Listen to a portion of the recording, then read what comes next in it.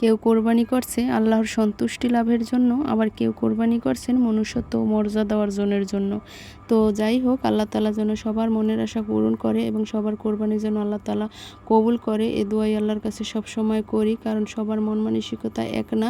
আল্লাহ তাআলাই ভালো জানে যে কাদের কোরবানি আল্লাহ তাআলা কবুল করবেন। তো যাই হোক, আল্লাহর কাছে অনেক অনেক শুকরিয়া। এবছরও আল্লাহর রহমতে আবারও কোরবানি দিতে পারছি। এরকমের হাজারো মানুষ আছে যারা কোরবানি দিতে পারে না। তো যাদের কোরবানি দেওয়ার সামর্থ্য নাই ওদেরকে এমনভাবে প্রশ্ন করবেন না যাতে সে মনে কষ্ট পায়। তো আল্লাহর কাকে যে কার দুয়ারে আল্লাহ কখন কে দাঁড় করাবে তা সেটা কিন্তু কেউ জানে না, সেটা কিন্তু মহান রাব্বুল আলামিনই ভালো জানে। তো দোয়া করি আল্লাহ যেন সবার মনের আশা এবং সবার কোরবানি যাতে আল্লাহ তাআলা কবুল করে। যাই হোক, গত বছরও কিন্তু এই রকমের একটা লাল আর কালো রং মিশ্রিত একটা গরু কেনা হয়েছে। এবছরও সেম কালারের গরু। তো আলহামদুলিল্লাহ, আল্লাহর কাছে অনেক অনেক শুকরিয়া যে এবছরও ভালোভাবে আমরা কোরবানির আয়োজন করতে পেরেছি। তো সবাইকে কোরবানির দাওয়াত দিলাম, সবাইকে ঈদ মোবারকও জানালাম। যাই হোক, ঈদুল আজহার পক্ষ থেকে সবাইকে অনেক অনেক মন থেকে ভালোবাসা ও দোয়া রইল। আর গরুটা এভাবে আমাদের বাড়ির সামনে বেঁধে রাখা হয়েছে। গত বছর আমাদের বাড়ির সামনে এরকমের বেঁধে রাখা হয়েছে। আর এই তো দেখো, গ্রাম অঞ্চলের মানুষ আমরা কিভাবে এরকমের আম মানে যদি কাঁচা থাকে তাহলে কিভাবে মানে পাকাই, তো সেটাই আমি তোমাদের সাথে একটু শেয়ার করলাম। আমগুলো পাকা ছিল না, মোটামুটি কাঁচাই ছিল। তো কিছুদিন আগে 2-3 দিন হবে সে সময় কিন্তু এই চালগুলো আবার বলো না যে আমরা খাই, একটু পোকায় ধরেছে, তার জন্য হাঁস মুরগির জন্য আমি রেখে দিয়েছি এরকমের বালতি ভরে। আগে আরও বেশি ছিল, সেগুলো কিন্তু মোটামুটি খাওয়ানো হয়ে গেছে। তাই ভাবলাম এই চালের ভেতরেই কিন্তু আমি আমগুলো রেখে দিই। আর দেখো কতটা সুন্দর আমগুলো পেকে গেছে। একটা আমি একটু মোটামুটি কাঁচা আছে, সেটা কিন্তু আবারও আমি রেখে দেবো চালের মধ্যে। কারণ চালের মধ্যে রাখলে গরমে একটু ভালোভাবে পেকে যায় আর খেতেও কিন্তু মিষ্টি মিষ্টি লাগে। আর কাঁচা আম তেমন একটা ভালো লাগে না। যাই হোক, এভাবে রাখলে কিন্তু আর অনায়াসে খুঁজে পাওয়া যায়। আর যদি চালের ড্রামের মধ্যে রাখতাম তাহলে আবার খুঁজে পেতাম না। তাই এইভাবেই কিন্তু আমি প্রায় এরকমের আম রাখি আর আমগুলো ভালোভাবে পেকে যায়। আর আমাদের যে এই জায়গায় গ্রাম অঞ্চলের মানুষের যে কী পরিমাণ দুষ্টু দুষ্টু বুদ্ধি থাকবে, আর সেগুলো বুদ্ধি কিন্তু কাজেও লাগবে, সেটা কিন্তু তোমরা ভালোভাবেই জানো। আর গ্রামের মানুষ একটু অন্যরকমেরই হয়, কারণ আমরা কিন্তু নিজে নিজে একজনের তা দেখি কিন্তু আবার নিজের মধ্যে এরকমের একটা আইডিয়া চলে এসেছে। যাই হোক, অনেকে দেখবা কুড়ার মধ্যে তো রাখে, তারপর যে ধানের ভেতর রাখে। আমাদের তো আর ধান বা কুড়া নেই, আমরা কিন্তু এরকমের চালের মধ্যেই রাখি। আর তোমাদের ভাই আমার জন্য একটা ছাতা কিনে এনেছে, তো মেয়ে আবার রাগ করে বসে আছে, ওর জন্য আনিনি। আসলে আমরা যেই দোকান থেকে এরকমের কেনাকাটা মোটামুটি করি সেই দোকানে মানে ও তো ছোট, ওর আগে একটা ছোট ছাতা ছিল, সেটা কিন্তু এখন আর কাজে লাগে না। তো ভাবলাম ওর জন্য আবার একটা আনবো। তো সেই সময় তোমাদের ভাইয়ে পায়নি, কিন্তু ও আবার বলছে যে আমাকে একটু দেখাও তোমার ছাতাটা কেমন হয়েছে। আর কোরবানির যেহেতু দেব, মশলাপাতি কিন্তু এখনও মোটামুটি তৈরি করতে পারিনি, কারণ সময়ের অভাব। আর যারা যারা আমরা মোটামুটি ইউটিউবে ভিডিও বানাই তারা অবশ্য বুঝতে পারি যে সময়ের কত মূল্য। যাই হোক, এখন কিন্তু আবার আমি সেই মশলার আয়োজন করতেছি।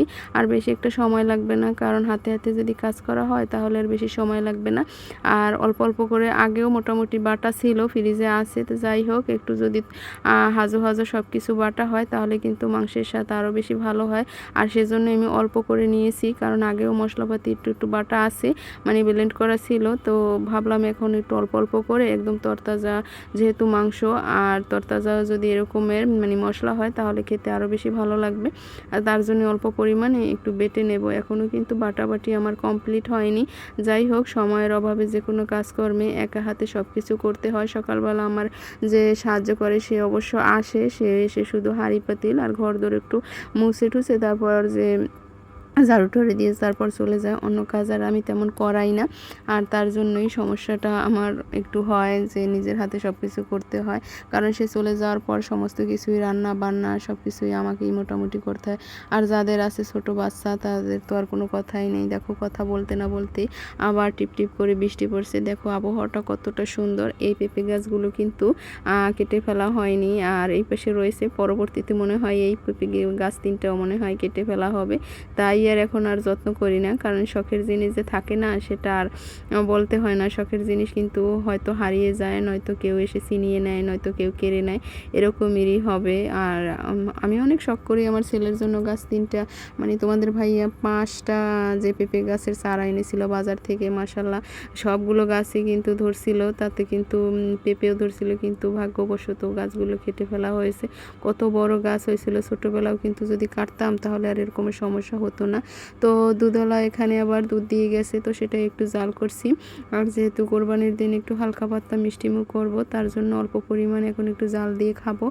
আর বাদবাকিগুলো কিন্তু আমি ফ্রিজে রেখে দিয়েছি। তো যখন ঘরে কিছু থাকে না তখন কিন্তু আমি মাঝে মাঝে এরকমের একটু দুধ চিনি গুলে তারপর কিন্তু মুড়ি মিশিয়ে খাই, তাতে আমার বেশ ভালোই লাগে। আমার বরাবরই এরকমের দুধ মুড়ি খেতে বেশি ভালো লাগে যখন বাড়িতে কিছু থাকে না। আর আমি তেমন একটা বিস্কিট তারপর টোস্ট এগুলো খাই না। আর তেমন একটা বাহিরের খাবার আমার বেশি একটা ভালো লাগে না, তার জন্য মোটামুটি ওই 3 বেলা মোটামুটি ভাতই খাই, অল্প করে হোক আর বেশি করে হোক। আর ফাঁকে ফাঁকে কিন্তু একটু বা মাঝে সাঝে একটু ক্ষুধা লাগে, তার জন্য এভাবে এখন আর কিছু নেই। আর বিস্কিটও খেতে ইচ্ছে করছে না, তার জন্য ভাবলাম মুড়ি তারপর দুধ দিয়ে মিশিয়ে তারপর খাই। মেয়ে আবার এগুলো খাবে না, ওর দাঁতে আবার একটু সমস্যা, তার জন্য আবার ও খেতে চায় না। আর এখন আবার ওকে আবার ভাবলাম যে একটু হরলিক্স গুলে দেই, তাহলে ওর খেতেও ভালো লাগবে আর আমিও খাবো, কারোই কোনো অসুবিধা হবে না। তো দুধের সরও একটু দিয়ে দিলাম। আমি যেটা সত্যি কথা বলি যে আগে কিন্তু আমি ওকে কখনোই এরকমের দুধের সর অল্প দিতাম, কোনো রকমের দিতাম। আর সমস্ত দুধের সরগুলোই কিন্তু আমি আমার ছেলেকেই খাওয়াতাম। আসলে আজকে দিনে খুবই মনে পড়ে ছেলেটার কথা, যে এমন দিনে আমার ছেলেটা বেঁচে ছিল। গতবারও তোমাদের ভাইয়া এরকমের কোরবানির আগের দিন গরু নিয়ে এসেছিল বাড়িতে, একই কালারের, এরকমেরই একদম সেম কালার, হয়তো একটু ডিফারেন্স হবে কিন্তু যাই হোক একই রকমের এরকমেরই গরুর কালারটা ছিল। তোমরা আমার আগের ভিডিওতেও দেখতে পারবে, এই চ্যানেলে না, জাস্ট অন্য একটা চ্যানেলে আছে আমার সেই আগের ভিডিও। আমার আগে ইউটিউব চ্যানেল ছিল, সেটা আসলে গ্রো করেনি, তার জন্য আর আমি আসলে চ্যানেলটা মোটামুটি এখনও আছে, এখনও ফাঁকে ঝোঁকে আমি ভিডিও ছাড়ি, কিন্তু তেমন বেশি আসলে সময় পাই না, বিভিন্ন কাজকর্মে আটকে যাই তার জন্য। তো যাই হোক, হারিয়ে গেছে ছেলে, এখন আমার খুব আফসোস হয় যে এমন দিনেও আমার ছেলেটা বেঁচে ছিল। আর যাই হোক, খুব মনে পড়ে। মা তো তোমাদের ভাইয়া এসেছে, এখন আবার সে বলছে যে পানি ভাত খাবে। আর আমরা গ্রাম অঞ্চলের মানুষ, আমরা সাধারণত এরকমের পানি ভাত খেয়ে অভ্যস্ত। মাঝে মাঝে তো মোটামুটি খাই না, কিন্তু না খেলে তেমন একটা ভালো লাগে না, কিন্তু পানি ভাত আমার বেশ পছন্দ। এরকমের ডিম ভাজা, তারপর সাথে যদি দুটো মরিচ হয়, শুকনো মরিচ ডালা, তাহলে তো আরও বেশি ভালো লাগে। এখানে বড় সাইজের দুটো ডিম নিয়েছি, একটা হলেও অল্প হবে, তার জন্য। যাই হোক, তোমাদের ভাই আর আমি অল্প কটা ভাত খাবো, পানি ভাত। তো এরকমের মজার মজার ডিম ভাজা দিয়ে ভাত খেতে বেশ সকালবেলা ভালোই লাগে। তোমাদের কাছে কেমন লাগে অবশ্যই কিন্তু জানিও। আর এটা কিন্তু কোরবানির দিনের আগের, যে আমি কি কি কাজ করলাম না করলাম, আসলে সেরকমের আয়োজন করতে এখন আর মন চায় না। একটা কথা কি, মানুষের মনে যদি আনন্দ থাকে, সুখ থাকে, শান্তি থাকে, তাহলে আপনার কোনো কিছুই আর অশান্তি লাগবে না, সব কিছু আপনি হাসি মুখে করতে পারবেন। আপনার শরীরে যদি অসুখও থাকে তাহলেও মনে করবেন, আপনার মন যদি ভালো থাকে, হাসি খুশি থাকে, তাহলে ওই অসুখও আর নিজের অসুখ কিছুই মনে হবে না নিজের কাছে। যে আপনার মন ভালো আছে সেটাই আপনার কাছে অনেক মূল্যবান একটা সম্পদ, এটাই আসলে মনে করি। কারণ যাদের মন মানসিকতা সবসময় ভালো থাকে, মানে যে কোনো কারণবশত হুট করেই কিন্তু যখন যে ঝামেলা হয়, মন খারাপ হয়, তাহলে কিন্তু সব কিছুই আসলে বিষের মতো লাগে, সব কিছুই তুচ্ছ লাগে। আর মন মানসিকতা যদি ভালো থাকে, সব কিছুই আপনার আনন্দ লাগবে, এটাই আসলে স্বাভাবিক। এখন বুঝি যে মানুষের, আগে ভাবতাম যে চিন্তা কাকে বলে, টেনশন কাকে বলে, এখন বুঝি যে চিন্তা টেনশন আসলে কী, চিন্তা কাকে বলে। চিন্তা করতে হয় না, চিন্তা এমনিতেই এসে যায়। আসলে যতই বয়স বাড়ে মানুষের, ততই আসলে চিন্তা এসে ঘাড়ে বসে থাকে, এরকমের একটা অবস্থা হয়। তো আজকে আর তেমন বেশি রান্না করব না, যেহেতু অনেক কাজ আছে আজকে, সব কিছু একটু মোটামুটি গোছাতে হবে। আগের ঈদ ছিল, যখন বিয়ের আগে আমরা ঈদের যে সময় আসতো, তখন অবশ্য কত আনন্দ কত মজা করতাম। এখন হয়তো বয়সের সাথে সাথে তারপর মন মানসিকতা পাল্টে গিয়ে সব কিছুই আসলে হারিয়ে যায়। এখন অবশ্য সেই দিনগুলো আর কখনো ফিরে আসবে কিনা জানি না, আর সেটা সম্ভবও না। কারণ যায় দিনই ভালো, আমার বাবা এই কথাটা সবসময় বলে আমাকে, যে যায় দিনই ভালো আর আসে দিনই খারাপ, এরকমের সবসময় বলতো। এখন বুঝে যে কথাটা কতটা ভারী একটা কথা, যে যায় দিনই ভালো আয় দিনই খারাপ। এই যে দিনগুলো কাটতেছে মোটামুটি ভালোই, আল্লাহর রহমতে, আল্লাহর কাছে শুকরিয়া জানাই যে ভালোভাবেই কাটে।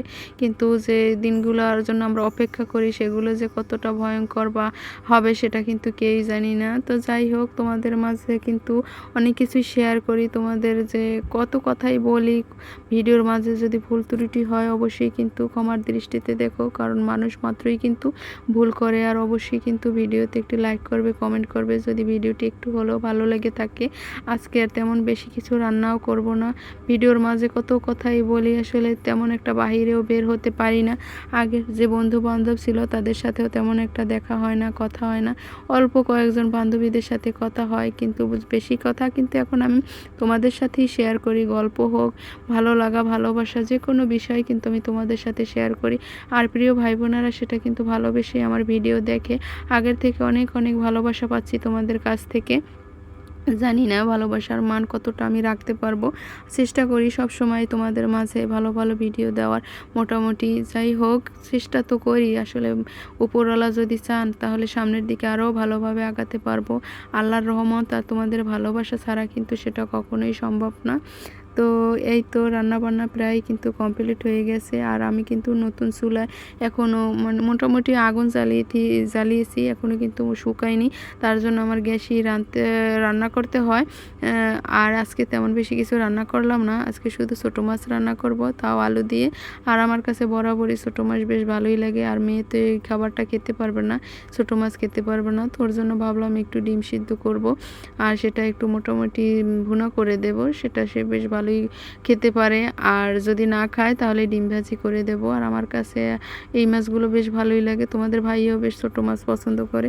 দুজনের সংসার এখন, তারপর ছেলেটার জন্য যদি থাকতো তাহলে ওর জন্য আবার আলাদাভাবে রান্না করতে হবে। মাঝে মাঝে এরকমের খুব মনে পড়ে যে সব সময় ওকে নামাজে যখন যেতাম, নামাজ পড়তাম, তখন বলি আল্লাহ তুমি ওর ছেলেকে সুস্থ করে দাও। এখনও বলি, হুট করেই বলি যে আল্লাহ তুমি ওর ছেলেকে সুস্থ করে দাও। আবার যখন মনে পড়ে যে আরে আমার ছেলে তো নেই, তখন আবার ভাবি যে আমি কি বলি, তখন বলি আল্লাহ তুমি ওকে ভালো রেখো।